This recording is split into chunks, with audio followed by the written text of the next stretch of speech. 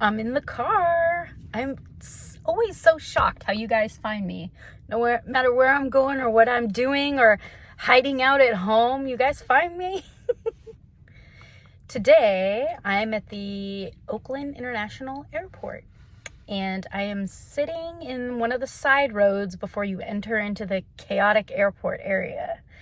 I am picking up a neighbor and her daughter and 2 grandchildren that got to spend a couple of days in Las Vegas. So they should have tons to talk about when I get them in the car. But we're in that little limbo time between I got here a little early, I think ahead, and they haven't landed quite yet. So I thought it'd be really nice to have some company. Thank you for coming by. Last Sunday, I was really excited to share with you about going to pick up the quail.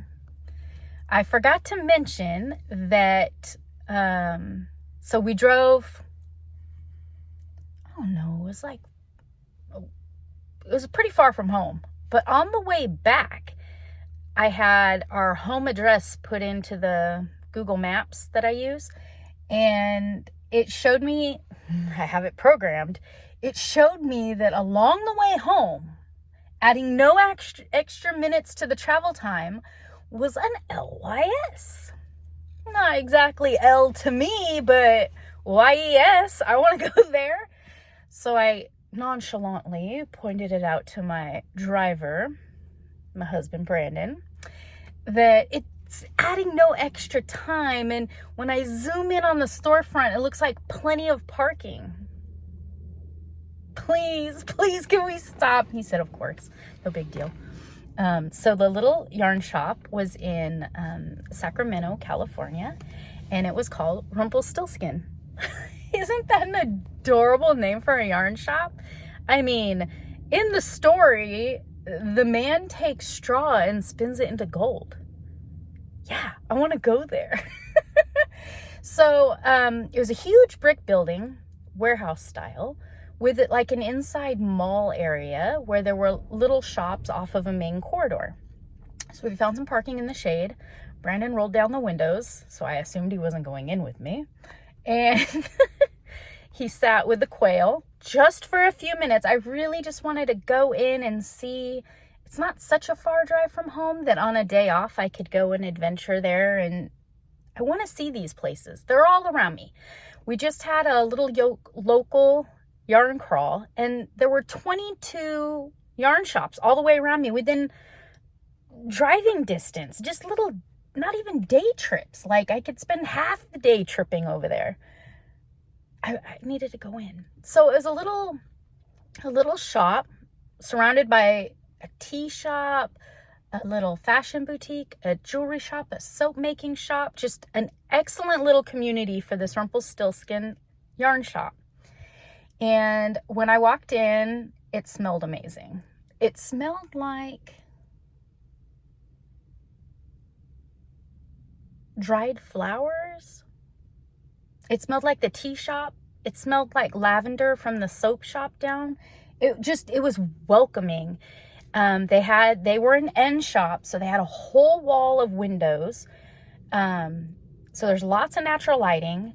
It was 2 rooms with a wide open door between the both of them. The one room was the showroom, filled with a huge price range of yarn, which is ideal.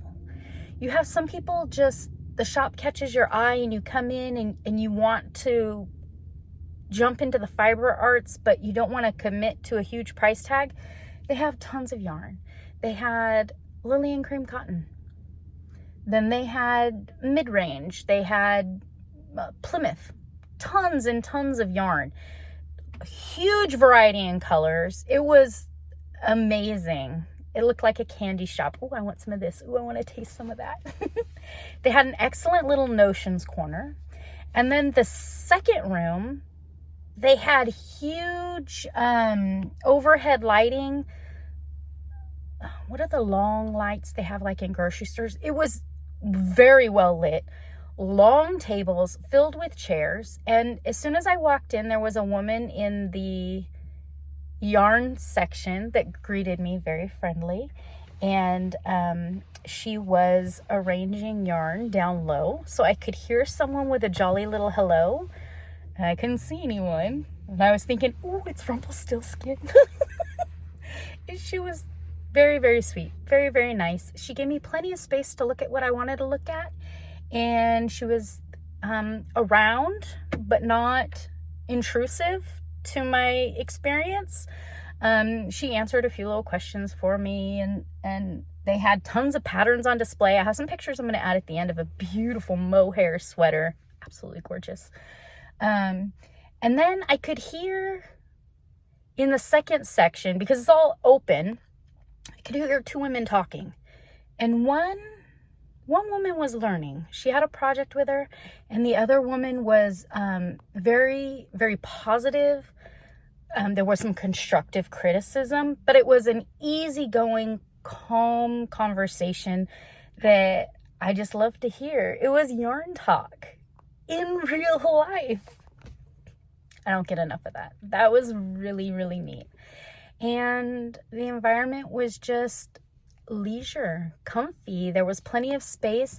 They said that there's multiple nights, multiple days out of the week with different time frames, from morning times to evening times, when they have somewhat structured groups that come in. There's no agenda for the groups. It's just meetup times. They did have some structured classes that they offer that you can pay and join, and there's education and materials provided for that. It was a community. That's hard to find. That was awesome. I do plan on going back. I had a great time. I didn't purchase anything, but I did make a mental list and take some pictures of some patterns I'd like to organize and go back for materials for. Whips! We'll see. I had a great time, and I really wanted to share it with you. So here's some pictures of the adventure that I had at Rumpelstiltskin.